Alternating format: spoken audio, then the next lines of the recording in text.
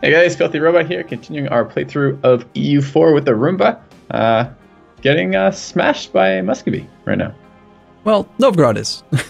Novgorod and Lithuania. We're not. Anytime we engage, we're getting smashed right now. Well, is that really true though? I mean, go to the actual war overview thing. To look at the war, and if you look at any battle that we participated in, it hasn't been that bad. We won 2 battles in Olonets. We won. Wait, how are you seeing this? So I have that menu open. Are you scrolling? Okay. Yeah, the bottom of the screen. There's a battle summary. Yep. There's only one battle that we lost, and that was the one that decided the war. I think is how you said it. Yes, but I don't think, if I remember correctly, that was the battle that decided the war. That was where Novgorod lost. They had like 3 horrible rolls in the first 3 or 4 phases, and then we didn't even get there in time to really do anything. Yeah. So it says 22,394, and it shows Scottish, but that doesn't mean that those were all our men. We don't even have that many men, first off.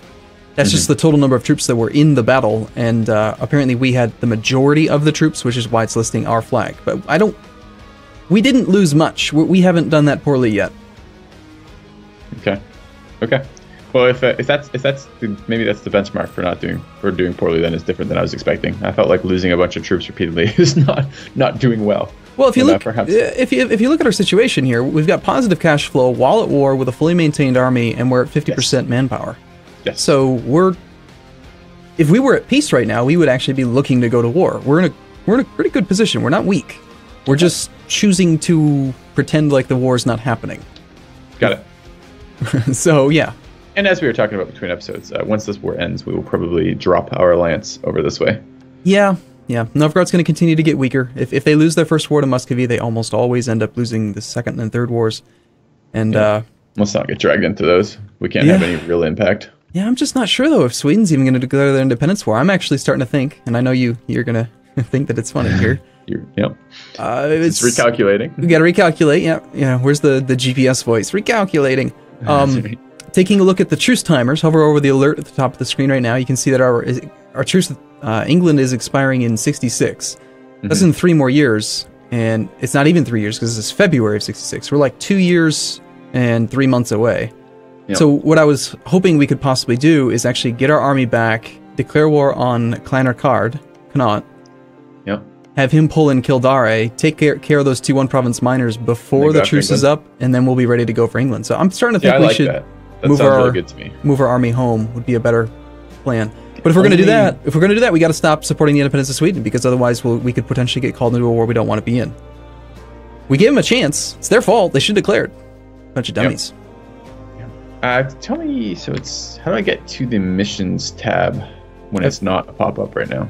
F18 is yours. It's your missions and decisions screen. Oh, okay, it's actually one of the ones in here. Okay, cool. I didn't realize it was still in there. So the only thing is, I would really like that Kildare mission.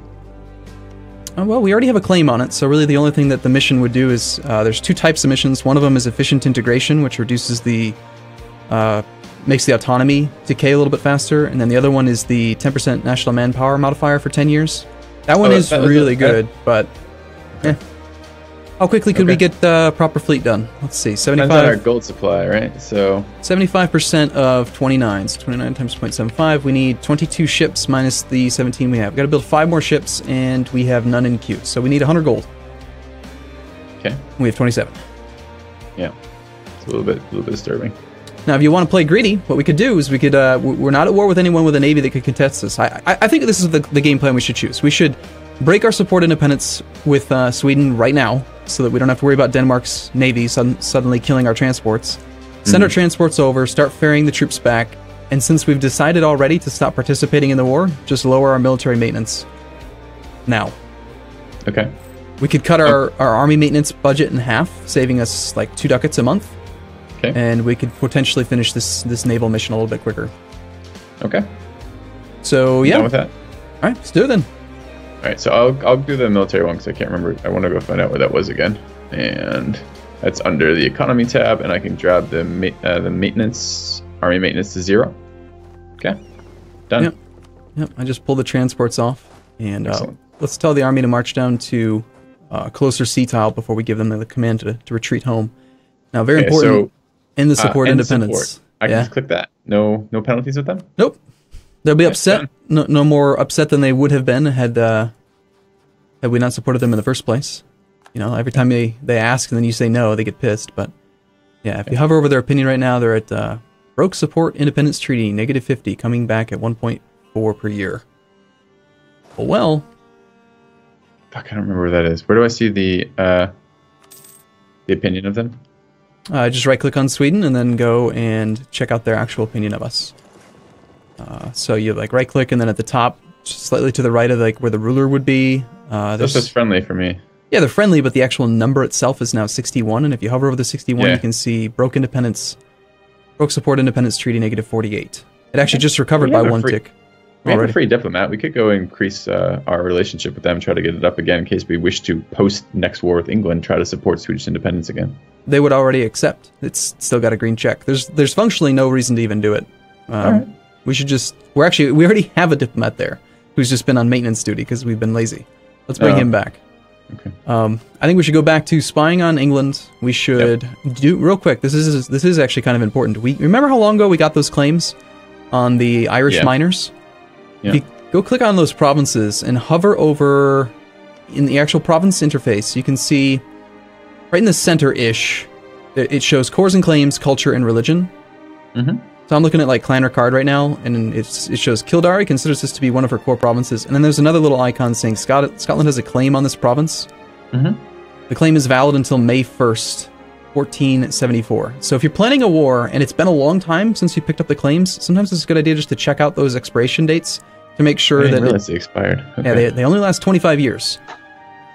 So yeah, we've got till 74. We got 10 years, but it's just something to check on. That's good to know. Because if we if they were expiring in a year, we would want to start fabricating some spy network strength again, so we could re-up the claim as soon as we need it. But okay. Anyway, so let's go ahead. We'll just use auto fleet transport for this one. We can hire another ship right now. Should we do that? Yep, we should. Yeah, go ahead. All right. I'm just gonna take it out of the cheapest place I can find. Doesn't really matter, right? So. Okay. We've I suppose is slightly better. Okay. We've got the danger alert saying you're at low maintenance while you're at war, which is that's fine though. You can right click it to dismiss it temporarily. The next time that situation happens, it will still pop up. Okay. So have you used? I don't think you've used auto fleet transport yet, or no. if we briefly, we may have briefly talked about it at one point. But go ahead, just select the army that's in Sweden right now, and just right click on any province that's in our land. Like we want to send them to Ireland, so send them down to like Cork or Leinster or something. Okay.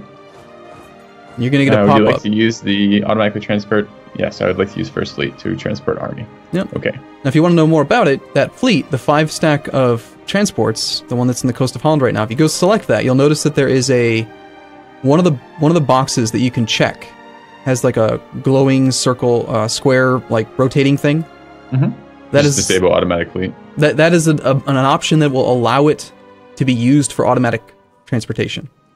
If you don't want your fleet to be used for that, you just turn that off, and then that fleet will never get asked to take on the duties of moving troops around. So what it's going to do is it's just going to go back and forth and move those troops 5 at a time.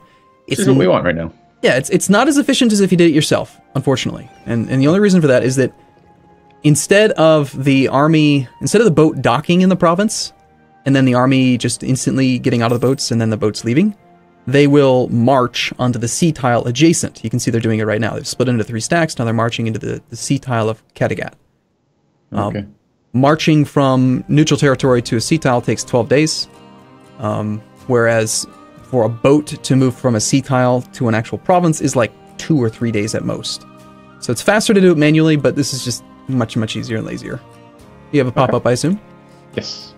Conflicts and protests over taxes, corporations, port duties, navy requisitions, trade, and custom policies were quite frequent and often had counterproductive effects. We have a reduced trade investment where we lose 50 diplomatic power. And the burgher estate loses 10 loyalty. They're only currently at 45, so losing 10 is kind of a big deal, right? Yeah, we would hit that 40% loyalty breakpoint and get a trade efficiency penalty. And the second one is get rid of the Troublemakers, where you lose 1 mercantilism, which I don't know what that means. Okay, that's a tough call. There's a couple factors that go into this decision right now. Number one, if you recall last episode, or maybe it was 2 episodes ago now, we actually took our first idea group. We chose a diplomatic idea group, which means right now we have a huge upcoming expense in diplomatic points that we want to get done as quickly as possible. Yep. As soon as you unlock an idea group, you want to fill it as fast as you can. So losing Diplo points right now would be bad. That's one factor. Second factor, mercantilism is really freaking awesome, and you almost never want to lose mercantilism. So let's just talk about what that is. Go F1 and then go to your trade tab, which can be 5.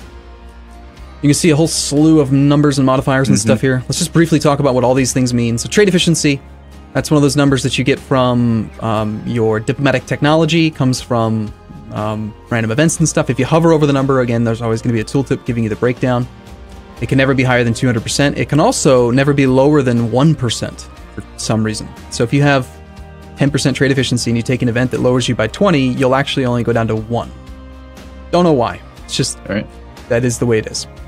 So that's one number. Trade range, that influences how far you can reach the nodes. Trade steering is a multiplicative additional modifier that you get when you are directing trade from one node to a different node.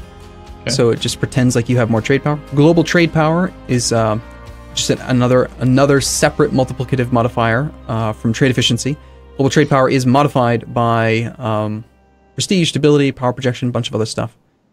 Mercantilism is the one in question right now, and mercantilism is incredibly important for one main reason. This affects pretty much your trade power in the entire planet.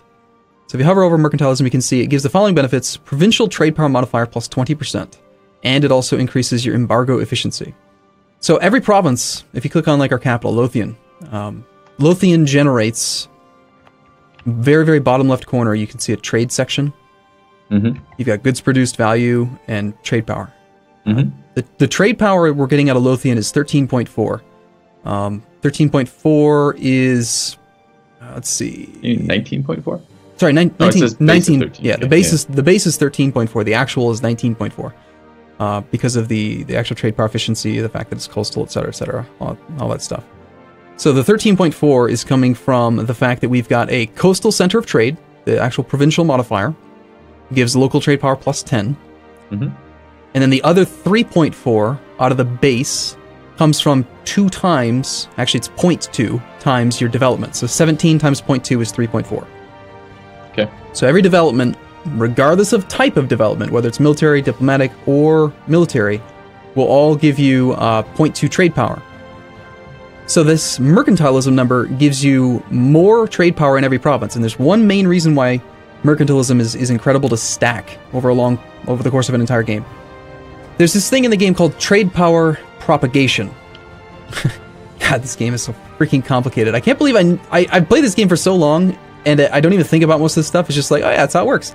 But trying to explain it, and just like, I'm getting myself overwhelmed thinking about all the things we have to talk about. Yeah. Go to the trade power map mode for me, if you will. Okay. T-Y or something. It's Y, there it is. Y for us, but yeah.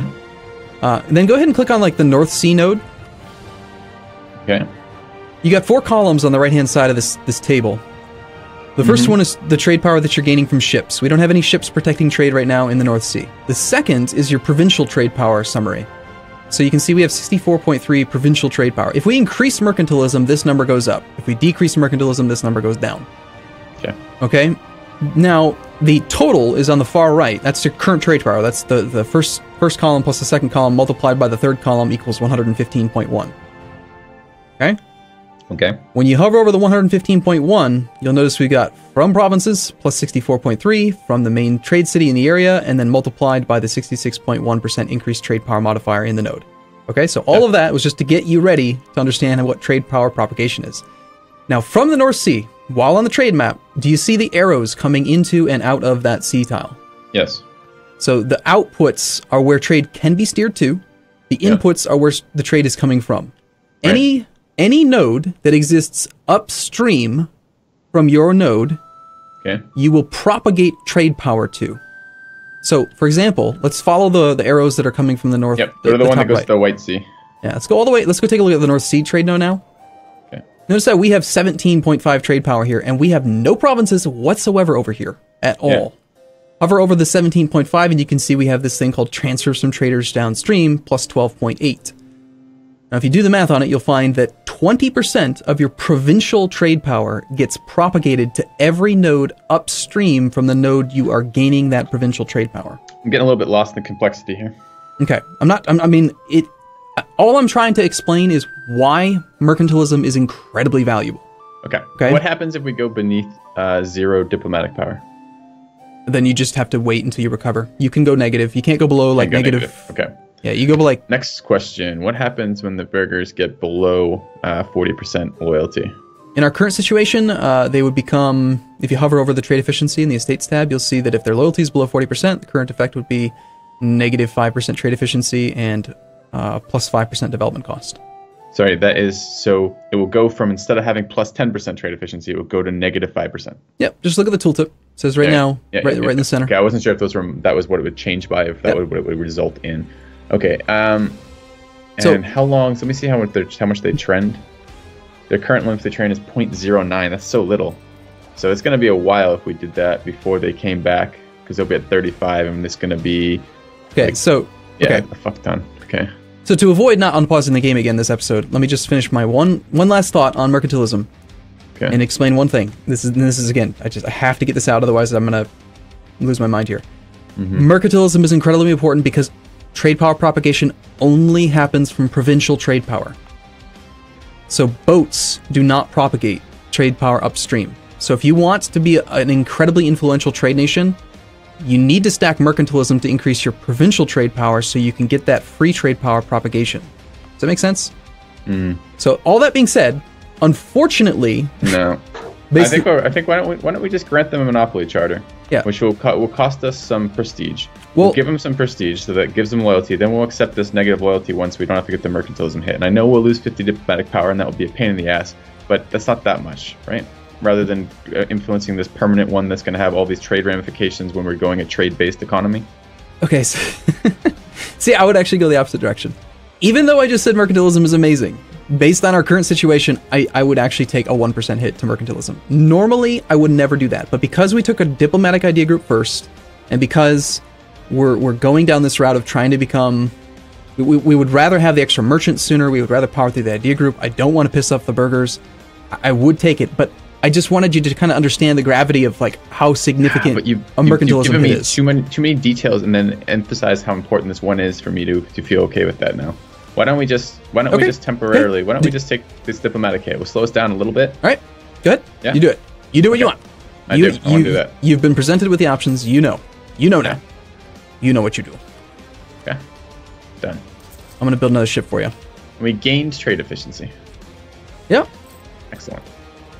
Okay, so you did do the prestige hit to re-please them. We do have our disaster still building up with the nobility.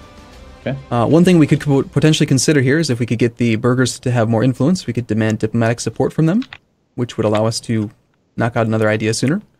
Okay. You get those 50 points right back, but that would again take them below the loyalty threshold. So. Well, once we kick over some of this crap, Kildare or Clan Ricard, perhaps we can gift them some land or something. How are we doing on leader slots? Okay. Let's go have a look. Military tab, we've got one leader, Wallace the Girthy, Wallace Randolph. Wish you could rename them, that'd be awesome. But I would. So where do I see that? So I see our advisors, but this is different than the leaders tab, huh? It's the military tab, F1, F2, military shortcut. And then you see where Wallace the Girthy or Wallace Randolph is on the right side. You see it right above that one leader's 1 out of 2. Yeah. The reason I'm looking to see how many leader slots we have is that there's a interaction we could do with the estate right now, the burghers. Grant Admiralship. It would increase their influence by 20. Because they have enough influence now that they're above 40%, we can actually do some of these interactions, and it would probably be a good idea to get a free admiral with 40 tradition. It would raise their influence, which would give us more trade efficiency, and potentially allow us to demand more diplomatic points and do other stuff with them. It'd be a good idea to do that right now. All right, let's do it. Okay. So now we have a naval leader as well.